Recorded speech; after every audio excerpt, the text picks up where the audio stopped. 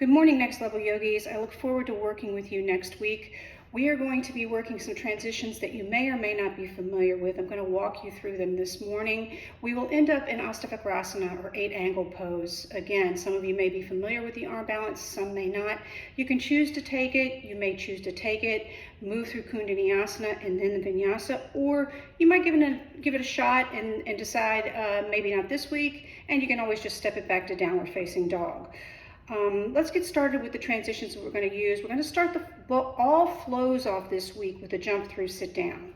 So if that's not available to you, there are several options you can take. We can start in our downward dog. I always, when I'm jumping through, I like to shorten my down dog up a little bit. It may not be completely satisfactory to Ashtanga purists, but it works for me. So I just shorten my down dog up a little bit. I bend my knees. First option is just to gently jump to your shins. And you can swing the legs around in front of you. The second option is to gather some blocks. We use the blocks just to lift the ground. Same thing, we establish our downward dog. Maybe step it up a little bit or where you're comfortable. You bend the knees, gaze where you want your feet to go, and send them through. Or you can give it a shot without the blocks. And again, mine is not perfect and a purist would not approve of it. But I like to just shoot my legs through. If you watch Candace has a beautiful jump through sit down float. Doesn't quite work for me, but this actually does. So again, I shorten my down dog up a little bit, bend the knees, gaze forward, and my feet go to the top of the mat. I'm looking where I want my feet to go. I get a little lift in my palms just to help me have a little more clearance, but it works for me. From here, depending on what version you want to take, the first two flows will do a seated forward fold, a flip dog, and moves through some other things. The second set of flows will jump through sit down. We're going to take a Purvottanasana, hands behind the back. We're going to lift the hips, let the head go, come down, and then we're going to establish a side plank, which is a little harder than you think. So moving through a side plank, we'll lift the top leg, step to the top or wherever we are on the mat, drop the knee, and move through some other things. So those are some of the transitions we'll be using. When we finally end the flow, we'll end up in probably a kind of a rock the baby situation. We'll work the hip. Again, sitting up as tall as we can.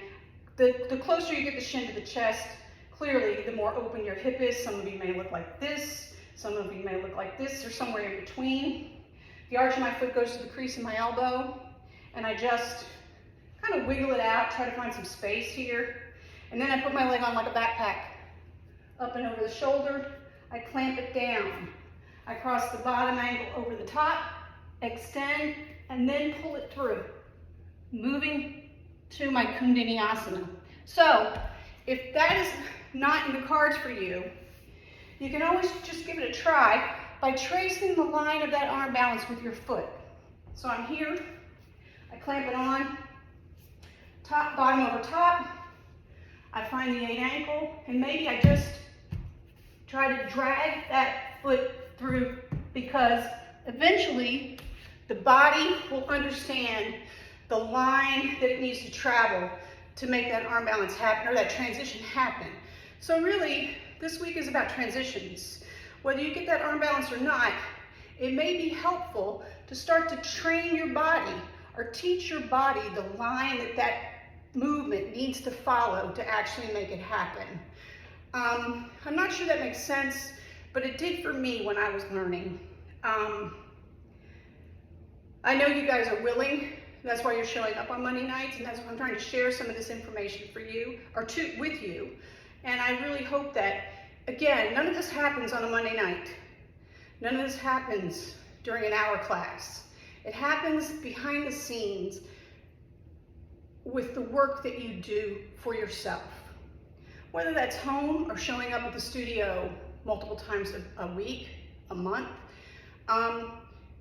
The hour, it's difficult. It's almost like you're being asked to perform. And I realize that yoga is not a performance, but within that hour, we sometimes feel so pressured to make something happen that things fall apart. So for me, it's just always been so helpful to take some of these things home and break them down, work them out, come up with questions, and the next time you're in a room with somebody who's actually doing it, like I mentioned Candace and her jump through, take a look, just quick peek, just see what's happening there. Is there something I'm not doing? Is there something I'm not catching? And again, so much of this is trial and error and figuring out what works for you. So I'll be excited to see you Monday. And if you have any questions prior to that, or prior to Monday, give me a text, email, whatever's there. I'm here to help you. And I appreciate, you guys don't know how much I appreciate your effort and the fact that you do show up on your mats every Monday night. Thank you.